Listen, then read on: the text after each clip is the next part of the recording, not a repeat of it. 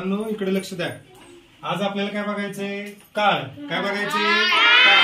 काळाला इंग्लिश मध्ये काय म्हणतो आपण? काय म्हणतो आपण त्याला? काळाचे किती मुख्य प्रकार आहेत? एक आहे प्रेझेंट टेन्स, दुसरा कुठला आहे? Past tense. बरोबर. दुसरा कुठला आहे? Past tense. आणि तिसरा कुठला आहे? Future tense. बरोबर का? या प्रेझेंट टेन्सला आपण काय म्हणतो? वर्तमान काळ. काय म्हणतो आपण त्याला?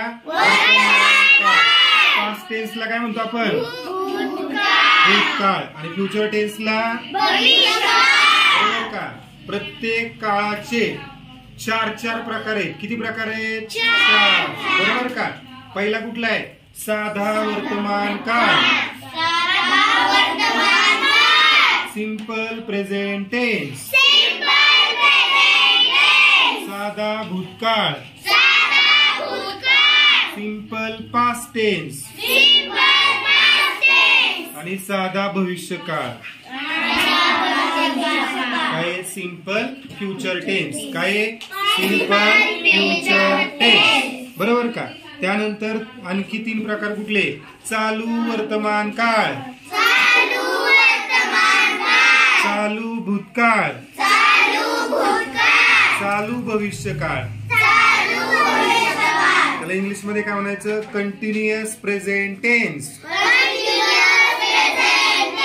Continuous past tense, continuous future tense. बरोबर का? त्यानंतर तिसरा प्रकार कुठला आहे? Perfect present tense. म्हणजे काय? पूर्ण वर्तमान काळ. परफेक्ट पास्ट टेन्स, पूर्ण भूतकाळ, परफेक्ट फ्युचर टेन्स, पूर्ण भविष्यकाळ. आणि चौथा प्रकार काय आहे? परफेक्ट कंटिन्युअस प्रेझेंट टेन्स, पूर्ण चालू वर्तमान काळ,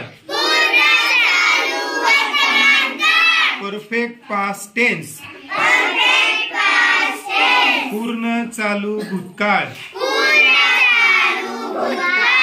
परफेक्ट कंटिन्युअस फ्युचर टेन्स,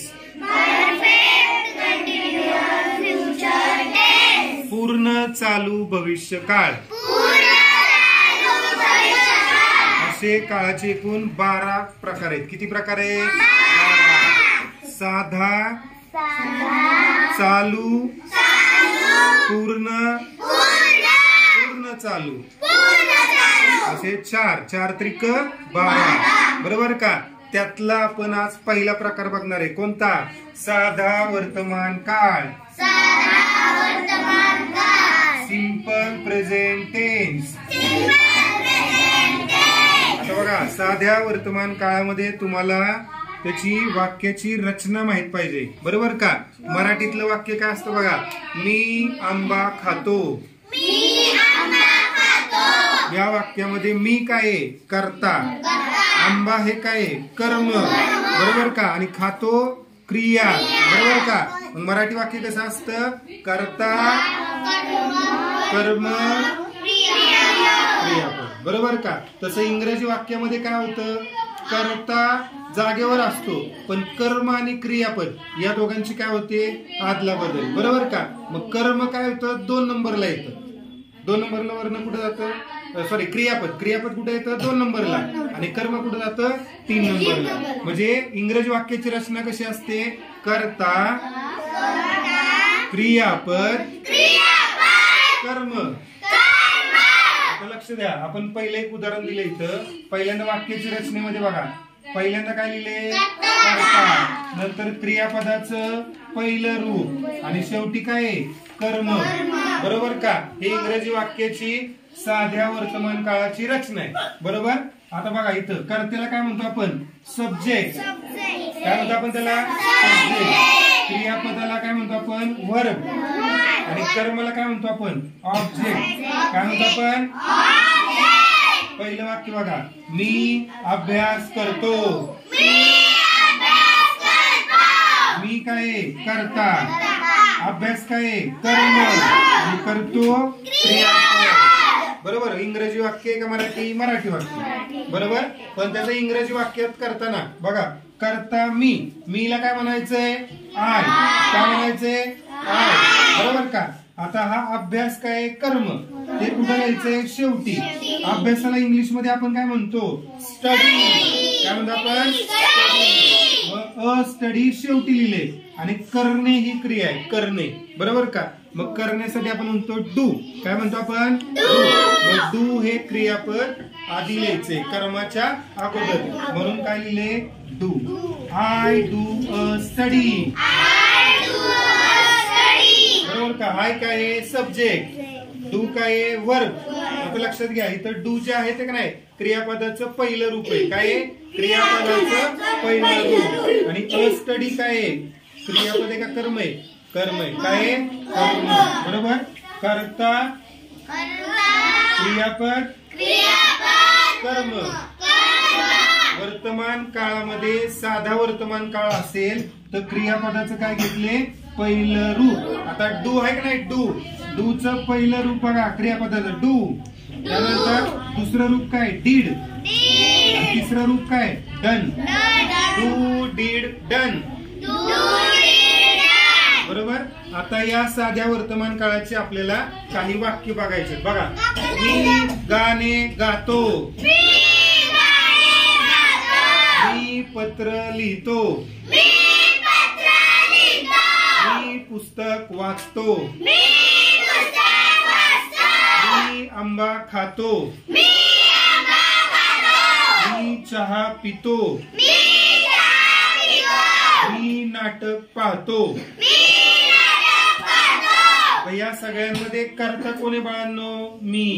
कोणी करता? मीला आपण इंग्रजीमध्ये काय म्हणतो? काय म्हणतो आपण? गातो ही क्रिया, त्याला काय म्हणतात? सिंग. लिहितो क्रिया, त्याला काय म्हणतो आपण? राईट. वाचतो त्याला काय म्हणतो आपण?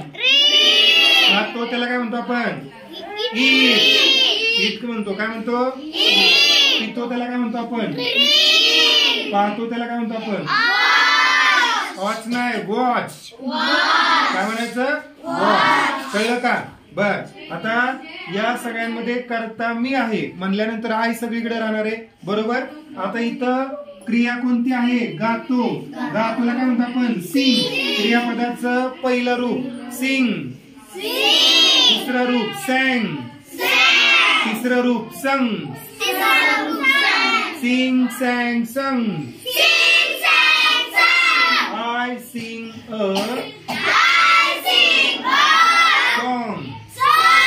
बरोबर. कळलं का पहिलं? दुसरं बघा, मी पत्र लिहितो. लिहिण्यासाठी काय आलं? आय. लिहिण्यासाठी काय आलं? राईट. आणि पत्राला काय म्हणतो आपण? लेटर. बरोबर का? मग काय आलं? अ लेटर. मी पत्र लिहितो. I write a letter.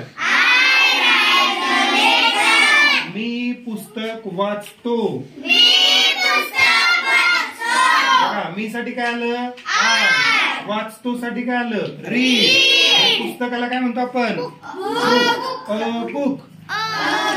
मी पुस्तक वाचतो. I read a book. मी आंबा खातो. टिंब लिहायचा. मी आंबा खातो नाही. काय? मी आंबा खातो. बरोबर. बघा, मी साठी काय? आय. खाण्यासाठी काय? इट. आणि काय खातो आपण? आंबा. आंब्याला काय म्हणतो आपण? Mango. I eat a mango. मी चहा पितो. I drink a tea. बघा, पिण्याला काय म्हणलं आपण? ड्रिंक. आणि चहाला काय म्हणतो आपण? T. I drink a T. शेवट बघा, मी नाटक पाहतो. बरोबर. पाहण्याला काय म्हणतो आपण? पाहणे. वॉच. वॉच. आय वॉच नाटकला काय म्हणतो ड्रामा ड्रामा मी नाटक पाहतो आय वॉच अ ड्रामा